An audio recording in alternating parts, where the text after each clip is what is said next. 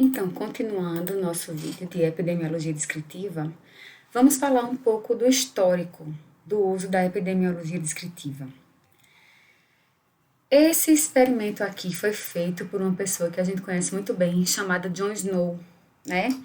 John Snow nada mais fez do que utilizar a epidemiologia descritiva para pensar em hipóteses causais para o cólera.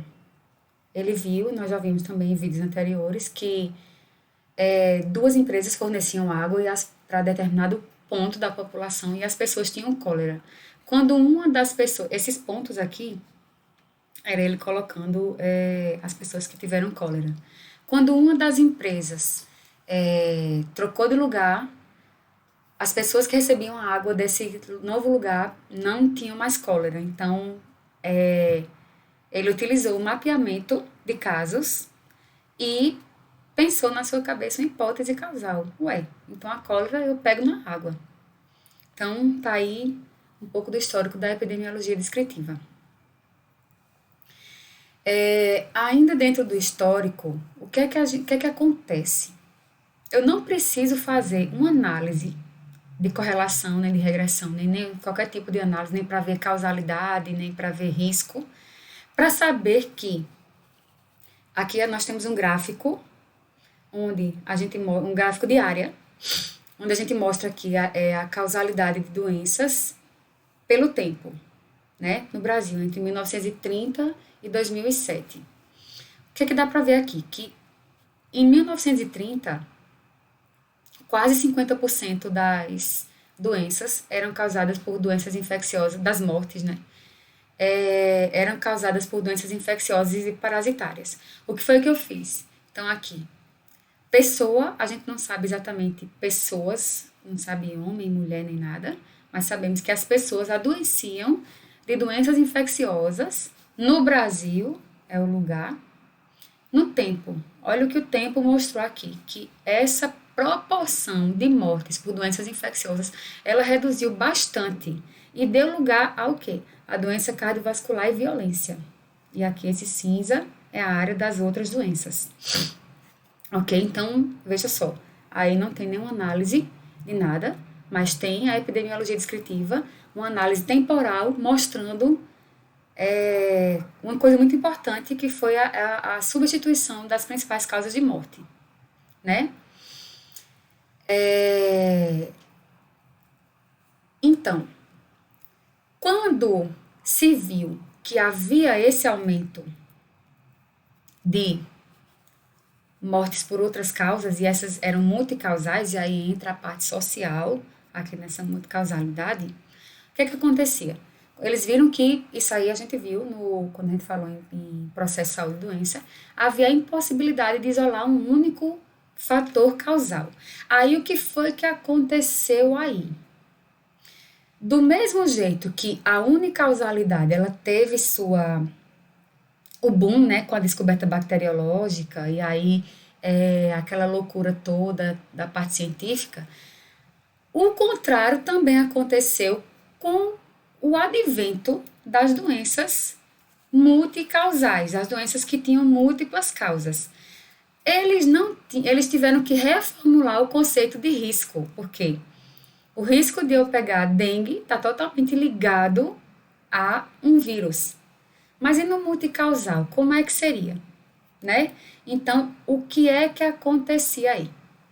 Doenças com causas múltiplas, múltiplos fatores a serem analisados, e aí foi quando o estudo descritivo ele tendeu a perder um pouquinho da importância dele para dar lugar aos estudos com grupos controles, quer dizer, eles pegavam um grupo de pessoas e viam do que elas adoeciam, pessoas expostas a determinado risco. Por exemplo, será que cigarro causa câncer de pulmão? Então, eles pegavam pessoas que fumavam, expostos, pessoas que não fumavam, não expostos, e acompanharam essas pessoas. Aí estava estabelecido um estudo de coorte. Então, à medida que foi havendo a substituição de doenças unicausais por multicausais, e esse unicausal lembre que quando eu falo unicausal, é que ele tem uma causa específica, um agente causador específico, principalmente um agente biológico ou um vírus. Acho que vírus é biológico também. Enfim. O que acontece? Quando a doença passou a ser multicausal, eles precisaram de outros tipos de estudo. E aí o que aconteceu, né? Foi se tendo um pouquinho mais, foi a importância dos estudos descritivos, ela foi ficando um pouquinho menor do que dos outros estudos, beleza? Foi por isso que eu coloquei esse slide aqui. Mas vamos dar uma olhada aqui. Olha essa figura que eu vou mostrar agora. São casos de febre amarela no Brasil em 2003. Nós vemos aqui esses casos bem concentradinhos aqui em Belo Horizonte, beleza? Agora olha o que acontece aqui, em Minas Gerais, certo? Pertinho de Belo Horizonte lá. Olha em 2017.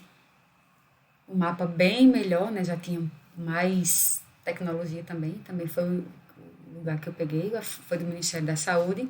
E olha o que aconteceu aqui. Em 2017,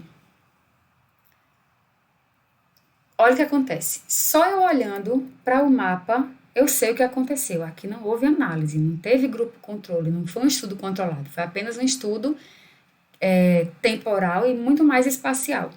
Aí em 2017 eu vejo aqui que não está somente em Belo Horizonte, né?